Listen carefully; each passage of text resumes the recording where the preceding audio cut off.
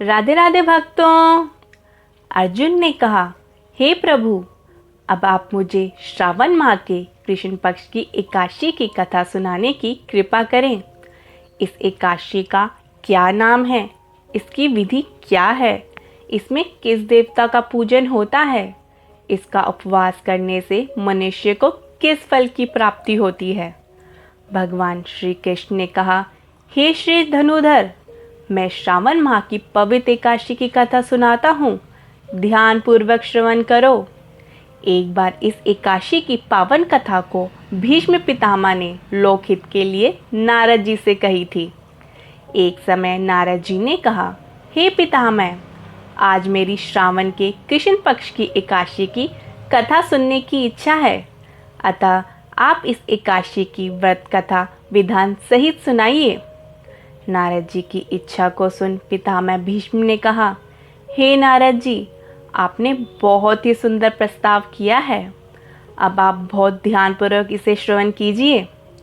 श्रावण माह के कृष्ण पक्ष की एकादशी का नाम कामिका एकादशी है। इस एकादशी की कथा सुनने मात्र से ही वाजपेय यज्ञ के फल की प्राप्ति होती है। कामिका एकादशी के उपवास में शंख चक्र गदाधारी भगवान विष्णु का पूजन होता है। जो मनुष्य इस एकादशी को धूप, दीप, नैवेद्य आदि से भगवान विष्णु की पूजा करते हैं, उन्हें गंगा स्नान के फल से भी उत्तम फल की प्राप्ति होती है। सूर्य ग्रहण और चंद्र ग्रहण में केदार और कुरुक्षेत्र में स्नान करने से जिस पुण्य की प्राप्ति होती है, वह पुण्य कामिका एकादशी के दिन भगवान विष्णु की भक्तिपूर्वक पूजा करने से प्राप्त हो जाती है। भगवान विष्णु की श्रावण माह में भक्तिपूर्वक पूजा करने का फल समुद्र और वन सहित पृथ्वी दान करने से फल से भी ज़्यादा होता है। संसार में भगवान की पूजा का फल सबसे ज़्यादा है, अतः भक्तिपूर्वक भगवान की पूजा ना बन सके तो श्रावण माह के कृष्ण पक्ष की कामिका एकादशी का उपवास करना चाहिए। आभूषणों से युक्त बछड़ा सहित गोदान करने से जो फल प्राप्त होता है, वह फल कामिका एकादशी के उपवास से मिल जाता है। जो उत्तम द्विज श्रावण माह के कृष्ण पक्ष की कामिका एकादशी का उपवास करते हैं तथा भगवान विष्णु का पूजन करते हैं, उनसे सभी देव, नाग, किन्नर, पितृ आदि की पूजा हो जाती है। इसलिए पाप से डरने वाले व्यक्तियों को विधि विधान सहित इस उपवास को करना चाहिए।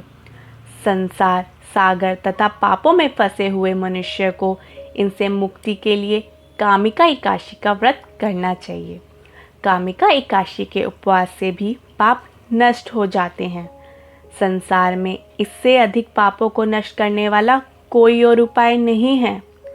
हे नारद जी, स्वयं भगवान ने अपने मुख से कहा है कि मनुष्य को आध्यात्म विद्या से जो फल प्राप्त होता है, उससे अधिक फल कामिका एकादशी का व्रत करने से मिल जाता है। इस उपवास के करने से मनुष्य को ना यमराज के दर्शन होते हैं और ना ही नरक के कष्ट भोगने पड़ते हैं। वह स्वर्ग का अधिकारी बन जाता है।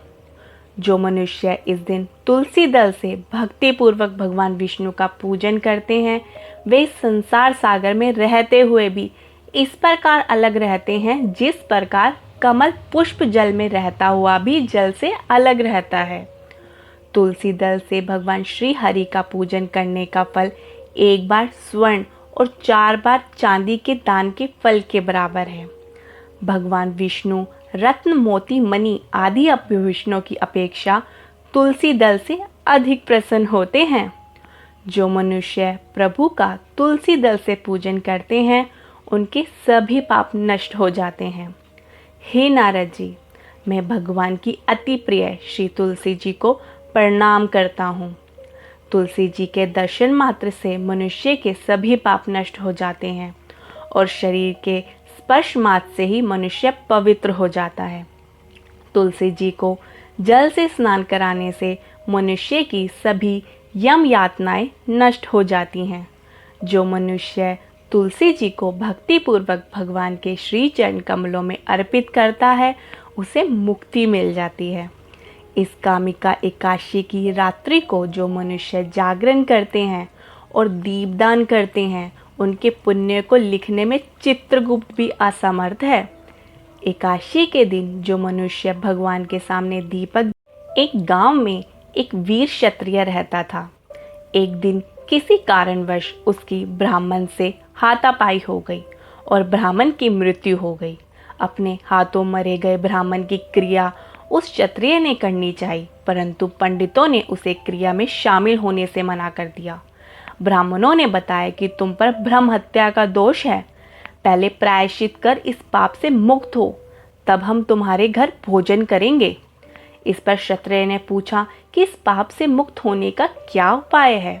तब ब्राह्मणों ने बताया कि श्रावण माह के कृष्ण पक्ष की एकादशी को भक्ति भाव से भगवान श्रीधर का व्रत एवं पूजन कर ब्राह्मणों को भोजन करा के सद्दक्षिणा के साथ आशीर्वाद प्राप्त करने से इस पाप से मुक्ति मिलेगी।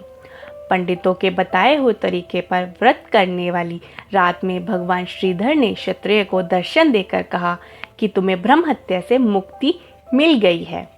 इस व्रत के करने से ब्रह्म हत्या आदि के सभी पाप नष्ट हो जाते हैं और इस लोक में सुख भोग कर प्राणी अंत में विष्णु लोक को जाते हैं। इस कामिका एकादशी के महात्म्य के श्रवण व पठन से मनुष्य स्वर्ग लोक को प्राप्त करते हैं। राधे राधे।